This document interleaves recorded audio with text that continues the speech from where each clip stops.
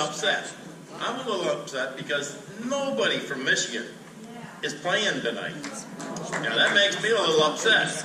However, I am rooting for Texas Tech because they beat both the Michigan teams.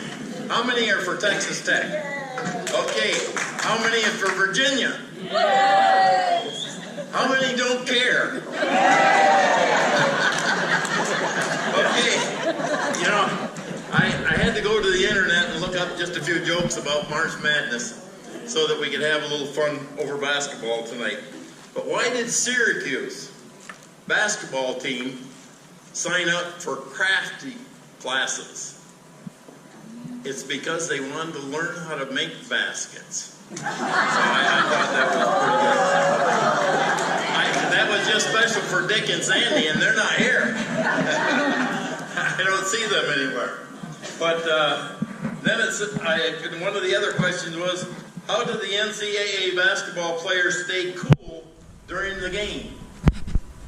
You know, if you watch them, they're pretty cool dudes, aren't they? How do they stay cool? It's because they're standing in front of their fans. Let me just ask you a riddle.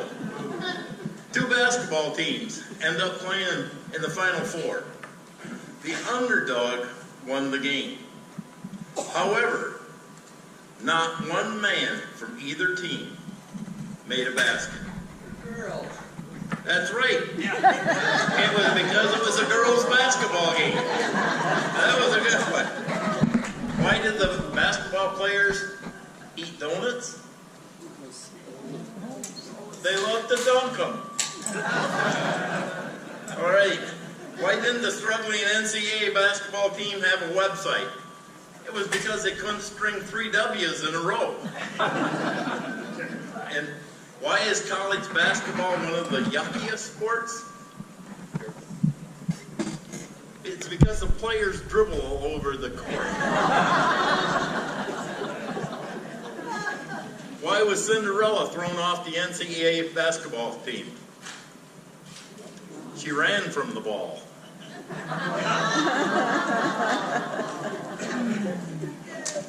Okay. Now everybody ought to be able to get this one. Which Michigan State player wore the biggest tennis shoes? Anybody know? Pardon me? No? It's the one that had the biggest feet. Okay, I'll forget those. You know, we don't want to just leave basketball the only one that we talk about. We got a few golfers here also. And this couple went out golfing one afternoon. And on the second hole, George passed away.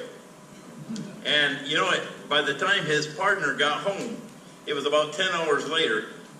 And his wife said, well, honey, if George passed away on the second hole, why did it take you so long? She says, you should have been home hours ago. And he says, honey, do you realize what it takes to hit the ball and drag George? Hit the ball and drag George? It takes quite a while to do that. And then there was a foursome that went out, and they were out playing golf, and they got down to the 12th hole, and they were right along the highway, and a funeral procession went by. And the one man took his hat off and held it over his heart. He stood at attention all the time that funeral procession went through. So the other guys walked up to him afterwards and says, what a lot of respect that you show. He said, we just haven't heard of that respect in a long, long time. He said, well, it was the least I could do. I was married to her for 57 years. But, you know, now we got to leave the golfers alone. We got to pick on the policemen a little bit, you know. So we know how to do that. This young patrolman just got promoted to detective. And so one of his first assignments was they had an elderly man that was beat up pretty bad. He ended up being in the hospital, and the detective was given the assignment to go check on this man. Maybe he could find some information, evidence that was necessary to prosecute those that did this terrible thing. So he goes in and he looks at the man. The man is bruised. He's in an oxygen tent. able to talk. And finally the family was there talking. And the detective asked the family, he says, would you mind stepping out of the room for just a moment? He says, I would like to talk to him privately. So the family left, and he began talking to the man, and the man asked him, he says to the detective, he says, have you got a paper and a pencil? I need that. So he gave it to him. The detective, he took the note that he left, put it in his pocket, and finally he looked down, and the man had passed. He's gone. So he went out and told the family, he says, I'm sorry, but Father is no longer with us. He's gone. They said, well, did he say anything that would help us, encourage us? He says, no. He says, he didn't say a thing. He says, well, it's unlike Dad to just pass and not say anything. Did he tell us what we ought to do? No, he didn't say anything. Well, they says, we're just disappointed in that. And then he says, oh, but he did leave a note. He gave me a note. So he took the note out of his pocket. He says, oh, this note says, you're standing on my oxygen hose.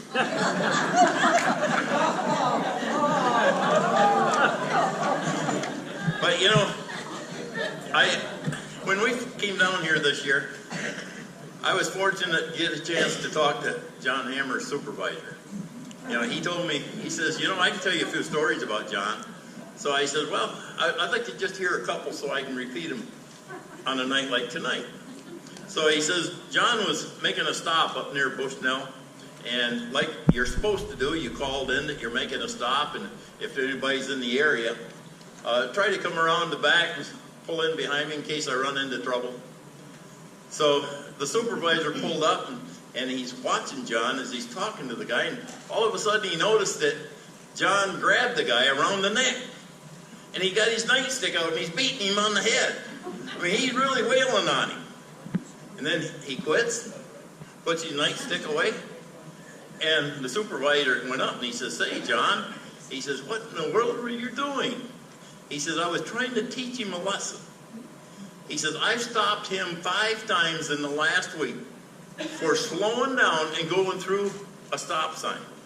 He says he does it all the time, and when I stop him, he said, well, I slow down. I may not have stopped, but I slowed down. And he says, I just want him to know.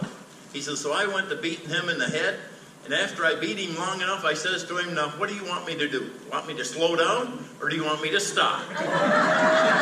Thank you, and have a good evening. The old hometown looks the same as I step down from the train.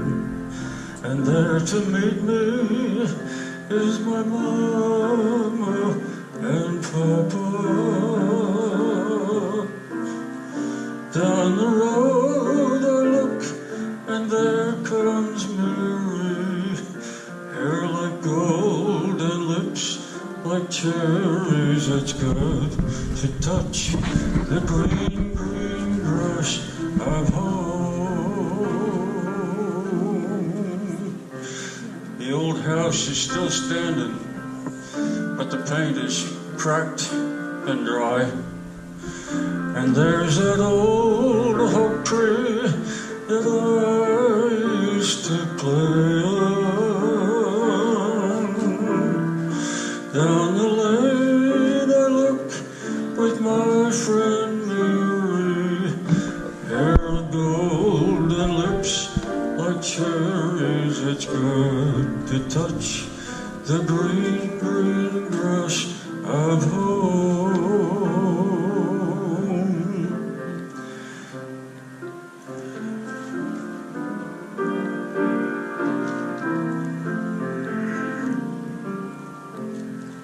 Then I awake and look around me at 4 gray walls that surround me. And then I realize that I've been only dreaming. For there's a girl and there's a fine old cadre that will walk in glory, and then will touch the green, green grass of home. Yes, they'll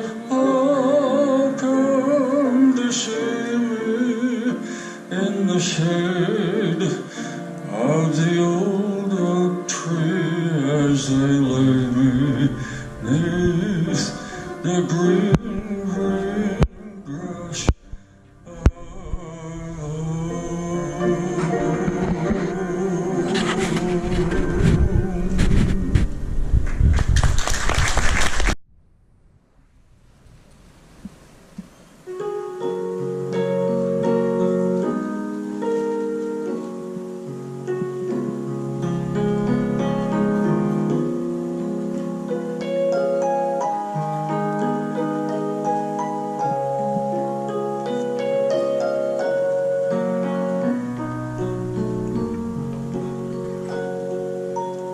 I'm not on an ego trip.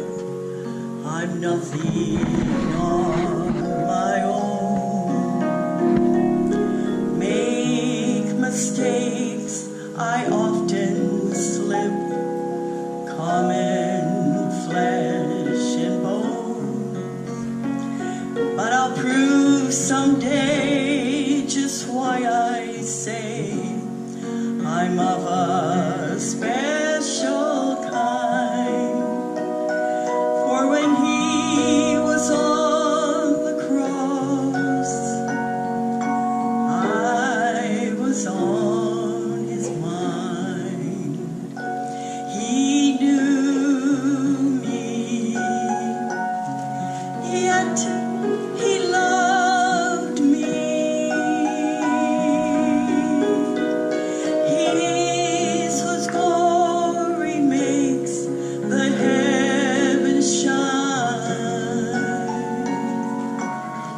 So unworthy of such mercy. For when he was on the cross, I was on his mind.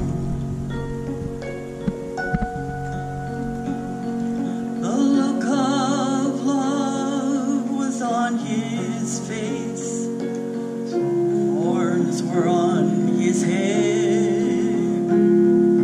Blood was on his scarlet robe, stained with crimson red. Though his eyes were on the crowd, he looked ahead in times. When he was on the cross, I was on his mind. He knew me, yet he loved me. He's whose glory makes the heavens shine. So unworthy of such mercy. For when he was on the cross, I was on his mind. He was on the cross, I was on his mind.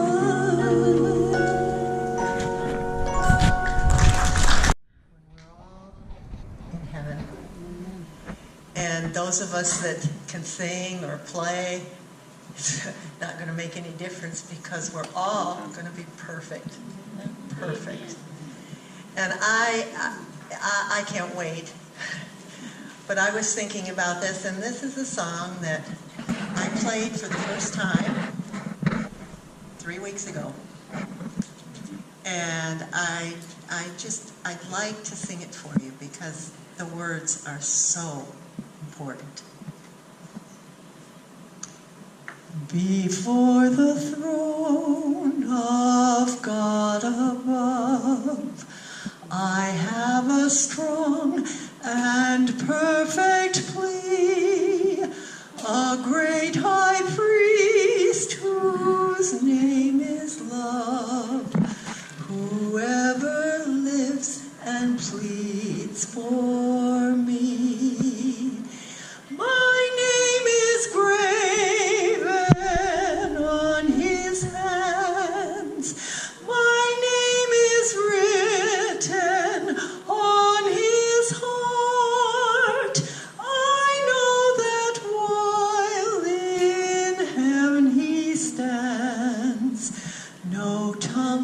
can bid me thence depart. No tongue can bid me thence depart. When Satan tempts me to despair and tells me of the guilt within, upward I look and see him there, who made an end to all my sin. Because the sinless Savior died, my sinful soul is counted free. For God the just is satisfied to look on him and pardon me. Behold him there, the risen Lamb, by perfect spotless righteousness, the great unchangeable I am, the King of glory and of grace. One with himself, I cannot die. My soul is purchased by his blood. My life is hid with Christ on high, with Christ my Savior and my God, with Christ my Savior and my God.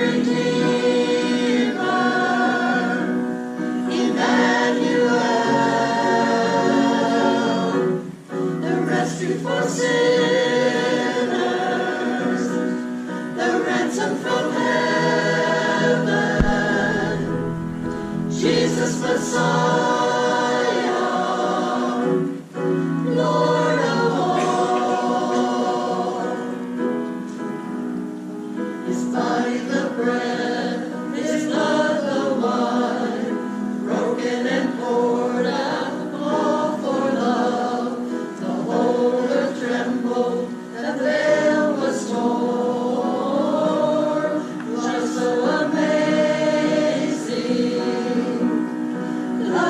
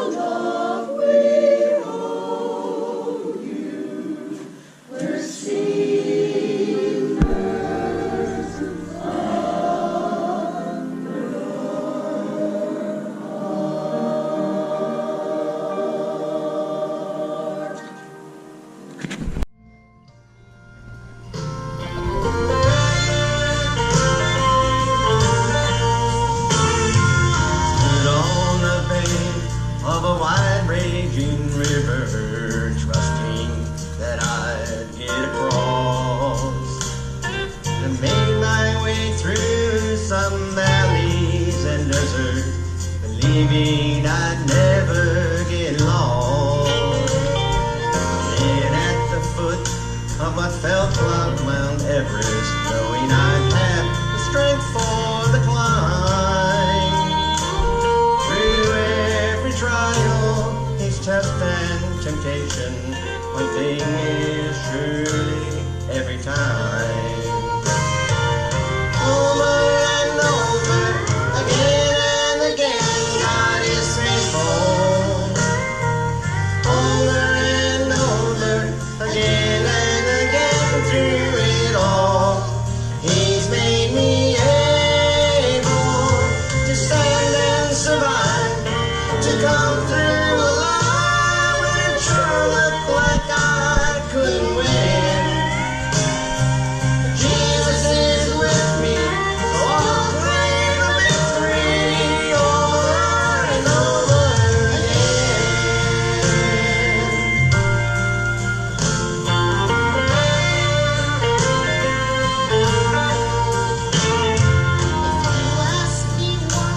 I have no hesitation.